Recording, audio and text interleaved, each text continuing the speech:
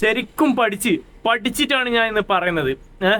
ഹൈറിച്ചിലെ business 3 തരം ബിസിനസ്സാണുള്ളത്. ഒന്ന് എന്ന് പറഞ്ഞു കഴിഞ്ഞാൽ HROTT, പിന്നൊന്ന് HR ക്രിപ്റ്റോ കറൻസി, HRCC എന്നാണ് അത് പറയുന്നത്. മൂന്നാമത്തെ എന്ന് പറഞ്ഞാൽ സൂപ്പർ മാർക്കറ്റ് ഗ്രോസറി, അതായത് ഗ്രോസറി എന്ന് പറഞ്ഞാൽ നമ്മൾ ഇവിടെ ഗൾഫിൽ പറയുന്ന വാക്ക് പലചരക്ക് കടകൾ. ഇതാണ് ബിസിനസ് അല്ലേ.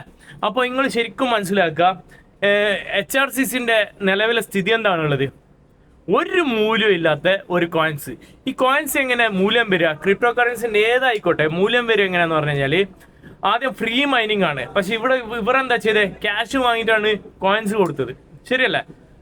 ഇപ്പൊ ഫ്രീ മൈനിങ്ങിൽ നമ്മൾ ബിറ്റ് കോയിനെ തന്നെ എടുക്കാം. അത് ഫ്രീ ആയിട്ട് കിട്ടിയതാണ്. എന്നിട്ട് മൈനിങ് ചെയ്തതിന് ശേഷം പിന്നെ അത് ക്രയവിക്രയകൾ, നമ്മളെ കൈമാറ്റങ്ങൾ കൂടുതൽ നടക്കും തോറും അതിന്റെ വാല്യൂ കൂടിക്കൂടി വരികയാണ്. പിന്നെ അത് ബുൾ മാർക്കറ്റും പിന്നെ അതേപോലെ തന്നെ ഒരു ഹാൾവെൽ ഉണ്ടാകുന്ന നേരം അതിന്റെ കൂടുതലും കുറയലും ചെയ്യും. ഓക്കെ, ഇതാണ് ക്രിപ്റ്റോ കറൻസി. ഇപ്പം ലോകത്ത് തന്നെ നമ്പർ 1, നമ്പർ 2, നമ്പർ 3 ആയിട്ടുള്ള കോയിൻസ് ഏതൊക്കെയാണ്? ബിറ്റ് കോയിന്, പിന്നെ അതേപോലെ ഇത്തേരിയം, പിന്നെ മൂന്നാമത്തെ പറഞ്ഞാൽ BNB, ബൈനാൻസിന്റെ കോയിന്. ഇങ്ങനെയാണ്. HR കോയിന്റെ ഒരു മൂല്യമില്ല, പക്ഷെ അവർ ക്യാഷ് വാങ്ങിയിട്ടുണ്ട്. മൂല്യമില്ലാത്ത സാധനത്തിന് ക്യാഷ് കൊടുത്തിട്ട് നിങ്ങൾക്ക് തിരിച്ചു കിട്ടുന്നുള്ള ഉറപ്പുണ്ടോ? തിരിച്ചു കിട്ടുമോ? മൂല്യമില്ലാത്ത സാധനത്തിന് കിട്ടുമോ? പിന്നെ വേറൊരു കാര്യം, പിന്നെ HROTT എന്ന് പറയുന്നത്, HROTTന്റെ നിലവിലെ സ്ഥിതി എന്താണുള്ളത്?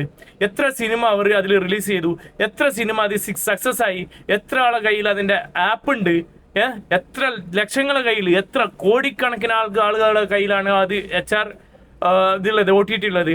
അപ്പോൾ ഇതെല്ലാം കണക്ക് പോയി കഴിഞ്ഞാൽ ഈ 2 സാധനത്തിൽ വട്ടപ്പൂജ്യത്തില ബിസിനസ് ഡൗൺ ഇല്ല. പിന്നെ ഉള്ളത് മൂന്നാമത്തെ സാധനം എന്ന് പറഞ്ഞാൽ സൂപ്പർ മാർക്കറ്റ്, ഗ്രോസറി, ഇങ്ങനത്തെ സാധനങ്ങൾ. ഇതെന്നാ ഇതിന്റെ സത്യാവസ്ഥ എന്താണ്? ഇവർ പറയുന്ന നല്ല സൂപ്പർ മാർക്കറ്റുകളാണ്. 100% ആണോ എല്ലാം എന്നാണ് എനിക്ക് പറയാൻ പറ്റുന്നത്. ഇൻ കേസ് അവർ 100% സൂപ്പർ മാർക്കറ്റ് ആണെങ്കിൽ അതിൽ അവർക്ക് വരുമാനമുണ്ട്. ഓക്കെ, അതിലെത്ര വരുമാനം ഉണ്ടാവും? ഒരു സോപ്പ് വിറ്റ് കഴിഞ്ഞാൽ 25 പൈസ 50 പൈസയാണ് ലാഭമുള്ളത്. അപ്പോൾ അവർ എത്ര സോപ്പ് വിൽക്കേണ്ടി വരും? ഇത്ര ആൾക്കാർക്ക് കൊടുക്കേണ്ടിട്ട് പ്രോഫിറ്റ്. പിന്നെ രണ്ടാമത്തെ കാര്യം എന്ന് പറഞ്ഞാൽ പിന്നെയുള്ള കടകൾ, പലചരക്ക് കടകൾ, അതെന്ന് പറഞ്ഞാൽ ഒരു ബോർഡ് ഇട്ട് ഫ്രാഞ്ചൈസി എടുക്കുന്നതാണ്. ആ ഫ്രാഞ്ചൈസിയിൽ അവർക്ക് ലാഭം കൊടുക്കുന്നുണ്ട് എനിക്ക് ഈ കടക്കാർക്ക്. അന്നേരം ഇതിൽ നിക്ഷേപിച്ചവർക്ക് എത്ര പൈസ കിട്ടും? ഇന്നാൾ തന്നെ പറഞ്ഞിട്ടുണ്ട്, ഞാൻ 3200 കോടി ഇവരെ വരവ് വന്നിട്ടുണ്ട്, 200 കോടിയാണ് ഫ്രീസ് ചെയ്തത്. ഞാൻ ആ ഒരു പേപ്പറിന്റെ ഒരു കട്ടിങ്ങിലൂടെ പറഞ്ഞാണ് 3600. ശരിക്കും പറഞ്ഞാൽ 2600 സംതിങ് ആണ് കോടി അവർ കളക്ട് ചെയ്തത്. ബാക്കി പൈസ എവിടെ? അതും കൂടി പറ. ശരിക്കും പറഞ്ഞാൽ ഇത് പൈസ ആദ്യം ജോയിൻ ആയ ആൾക്കാർ അവർക്ക് കിട്ടി ഒരുപാടിരക്ക്. അതാണ് ലീഡർമാർ. അവരുടെ കയ്യിൽ ഇഷ്ടം പോലെ പൈസ ഉണ്ടാക്കിയിട്ടുണ്ട്.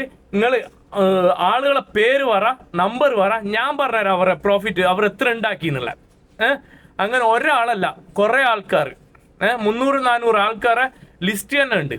ഞാൻ വെറുതെ അല്ല ഈ നെഗറ്റീവായിട്ട് നിങ്ങളോട് പറയുന്നത്, ഉള്ള കാര്യം പറയണേ. നിങ്ങൾക്ക് നെഗറ്റീവാണോ, വേദന എടുത്തോ, ഇതല്ല.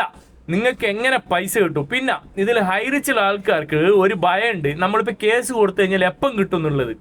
ആ ഭയം എനക്കുണ്ട്, ഉള്ളതാണ്. ഞാനിതിൽ പൈസ ഇട്ട ആളാണ്, ഞാൻ ഇതിൽ നിന്ന ആളാണ്, ഇതിനെ പറ്റി ഫുള്ള് സ്റ്റഡി ചെയ്ത ആളാണ്. ആ ഒന്ന്. പിന്നെ രണ്ടാമത്, കേസ് കൊടുത്തില്ല നമുക്ക് ഈസി ആയിട്ട് പൈസ കിട്ടുമെന്നാണ് നമ്മൾ വിചാരിക്കുന്നത്. അതിൽ എത്രത്തോളം സത്യാവസ്ഥ ഉണ്ടെന്ന് ഞാൻ ഈ പറഞ്ഞ് കേട്ടാൽ തന്നെ നിങ്ങൾക്ക് മനസ്സിലാവും. ഈ ബിസിനസ് എത്രത്തോളം പ്രോഫിറ്റിലാണ് ഓടുന്നത് അല്ലെങ്കിൽ നഷ്ടത്തിലാണോ ഓടുന്നത്. നഷ്ടത്തിലായ കമ്പനിയിൽ നിന്ന് നിങ്ങൾക്ക് എങ്ങനെ പൈസ കിട്ടും? പിന്നെ കേസുകൾ നടന്ന് ഇനിയിപ്പോൾ ഹൈക്കോടതിയിൽ പോയി കഴിഞ്ഞാൽ ലെവലാവുന്നതാണ് പറയുന്നത്. ലെവലായി കഴിഞ്ഞാൽ നിങ്ങൾക്ക് കിട്ടാനുള്ള പൈസ കിട്ടുമോ? ഞാൻ ഒരു കാര്യം കൂടി പറയാണ്, ഇവരുടെ അടുത്തുള്ള പാസ്പോർട്ട് ഉണ്ട്. ഇൻ കേസ് ഇത് കേസ് ക്ലിയർ ആയി കഴിഞ്ഞാൽ ഇവർ മുങ്ങൂലെന്നുള്ള എന്തുറപ്പ്? ഞാൻ ഇത്രേ പറയുന്നുള്ളൂ. അത് പറഞ്ഞ് നിർത്തുകയാണ്. ബാക്കിയെല്ലാം നിങ്ങൾക്ക് വിട്ടാണ്. നിങ്ങൾ ചിന്തിക്കാൻ, നിങ്ങളെ എന്ത് ചെയ്യണമെന്ന്, എന്ത് ചിന്തിക്കണം എന്നുള്ളത്. അല്ലാണ്ട് എന്നെ കുറ്റം പറഞ്ഞിട്ടോ കാര്യമില്ല. പറഞ്ഞാലും പ്രശ്നമൊന്നുമില്ല, ഞാൻ കേൾക്കൂല. കാരണം എനിക്ക് ഏറ്റവും വലിയ വിഷമം എന്ന് പറഞ്ഞാൽ ഈ പാവപ്പെട്ട ആൾക്കാർ, കാലിന് സുഖമില്ലാത്തതും കൈക്ക് സുഖമില്ലാത്ത അസുഖമുള്ള ആൾക്കാരും വീടില്ലാത്തവരും വിധവകളും അങ്ങനെ ഒരുപാട് ആൾക്കാർ, വയോധികരും, ഇവരെല്ലാം ഇവർ കണ്ണിന് കാണാൻ പറ്റുന്നില്ല. അവർക്ക് ഇപ്പം 10-ാം തീയതി കഴിഞ്ഞിട്ട് അവർ തീരുമാനമാക്കുന്ന പറയുന്നത്. എന്താ നോക്കാം, 10-ാം തീയതി 3 ദിവസമല്ലേ ഉള്ളൂ, എന്താ നോക്കാം. എന്നിട്ട് നിങ്ങൾ പറ എന്താണ് ഇവരെ റിസൾട്ട് എന്നുള്ളത്. എന്ത് പറഞ്ഞു കഴിഞ്ഞാൽ നിങ്ങളൊരു കേസ് കൊടുക്കാൻ പോകുമെന്ന് പറഞ്ഞാൽ നിങ്ങളെ ഒന്ന് ക്ലിയർ ഔട്ട് ചെയ്യാണ്ടിട്ട് അതിന് ലീഡർമാരോ അല്ലെങ്കിൽ ആരെങ്കിലും നിങ്ങളെ കോണ്ടാക്ട് ചെയ്യും, തണുപ്പിക്കും. വേണ്ട, കൊടുക്കല്ല. അതിന്റെ സത്യാവസ്ഥ എന്താണ്? ഒന്നുമല്ല.